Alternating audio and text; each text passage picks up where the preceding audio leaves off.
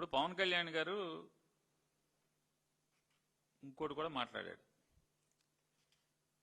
మోడీ గారు మనతో కలిసి డయాస్ ఎక్కడానికి వాళ్ళ ఎస్పీజీ కూడా కంగారు పడుతుందని చెప్పారు. మీరు దాన్ని ఏకీభవిస్తున్నారా అని అడుగుతున్నాను. పవన్ కళ్యాణ్ గారు వైఎస్ఆర్ కాంగ్రెస్ పార్టీ వాళ్ళని పేరెత్తకుండా జగన్మోహన్ రెడ్డి గారిని, నన్ను, ఇట్లాంటి వాళ్ళందరినీ, చాలామంది యూట్యూబర్లని, కొంతమంది విలేకరులని మోకాళ్ళ మీద కూర్చోబెట్టి కీలుకు కీలు కాలుకు కాలు ఎరగొడతా అన్నాడు. ఇది జరుగుద్దని మీరు అంగీకరిస్తున్నారా? ఏమండి? అవ్వదు కదా మరి. అదే ఆ రెండే అవనప్పుడు ఇది అవుద్దని మీరు ఎందుకని అదే సభలో మాట్లాడి ఇది మాత్రం ఎందుకు అవుద్ది అనుకుంటారు? ఆయన ఏంటంటే సహజంగా ఏంటంటే ఆయన చంద్రబాబు నాయుడు గారి మెప్పు కోసం అనేక మాటలు మాట్లాడతాడు. ఆ మాటలు చూసి చంద్రబాబు నాయుడు గారు మావాడు బాగా మాట్లాడుతున్నాడు, బాగా తిడుతున్నాడు అంటే. రెండోది ఏంటంటే మళ్ళీ ఒకసారి చెప్తున్నాను, ఇదంతా ఎత్తుగడ. 15 ఏళ్లు మొయ్యాలి మనం, ఇంకొక అంటే మొత్తం 20 ఏళ్లు మొయ్యాలి, 20 ఏళ్లు మొయ్యాలని చెప్పని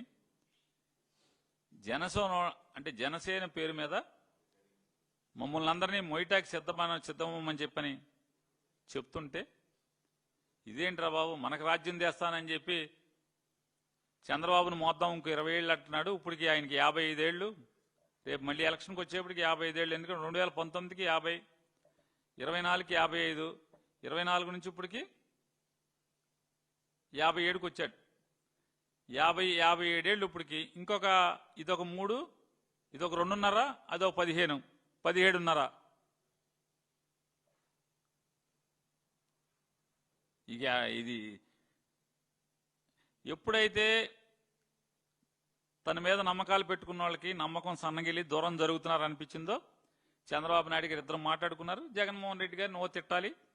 ఆయన పచ్చిగా జగన్మోహన్ రెడ్డి గారిని తిట్టంగానే, వైఎస్ఆర్ కాంగ్రెస్ పార్టీ వాళ్ళని తిట్టంగానే మేము మళ్ళీ ఎదురు అతని మీద దాడి చేయటం మొదలెట్టంగానే, అమ్మో మళ్ళీ మా వాళ్ళని తిట్టేస్తున్నారని చెప్పి అందరూ చేరిపోవాలని చెప్పనేటువంటి ఎత్తుగడ.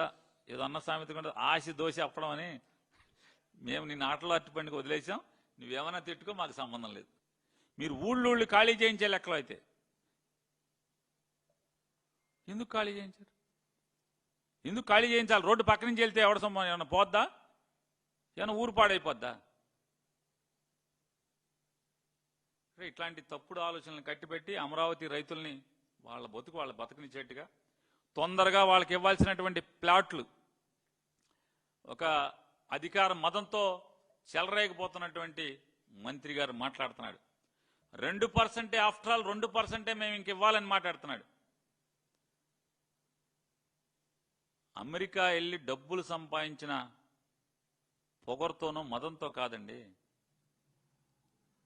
ఆ 2%లో మీ అమ్మా నాన్న ఉండి మీరేదో చిన్న ఉద్యోగం చేసుకుంటుంటేనో, మీరు కూలికి వెళ్తుంటేనో, ఏదో సామాన్యుడిగా ఇన్నాళ్ళు పొలం మీద ఆధారపడి బతికిన రైతుగానో ఆ 2%లో మీరుంటే, మీ కుటుంబం ఉంటే అప్పుడు ఆవేదన తెలుస్తుంది.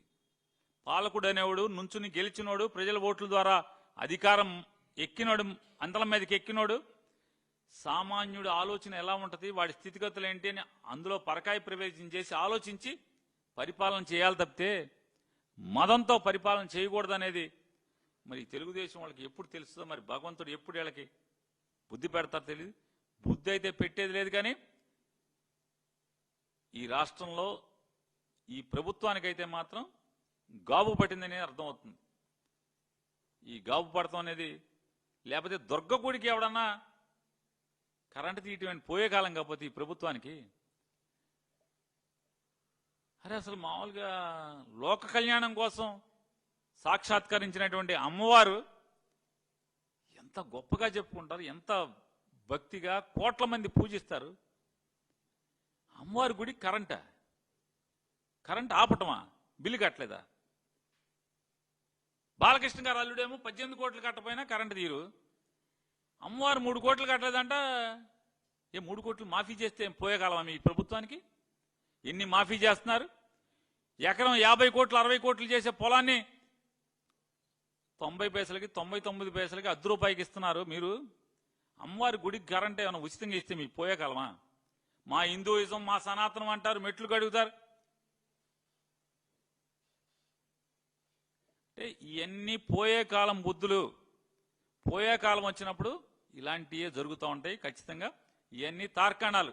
ఈ ప్రభుత్వం పోయే కాలం వచ్చిందనకి మందడం రాముడి గారి మరణం కానీ, లేదా అమ్మవారి గుడిలో ఈ అపచారం కానీ, కరెంటు తీసేయటం కానీ, లేదా తిరుపతి కొండ మీద భక్తులు మరణించడం, తోపులాట్లో మరణించడం కానీ, ఖచ్చితంగా ఇవన్నీ కూడా ఈ ప్రభుత్వానికి పోయే కాలం వచ్చిందనే తార్కాణాలుగా అర్థమవుతుంది మనకి.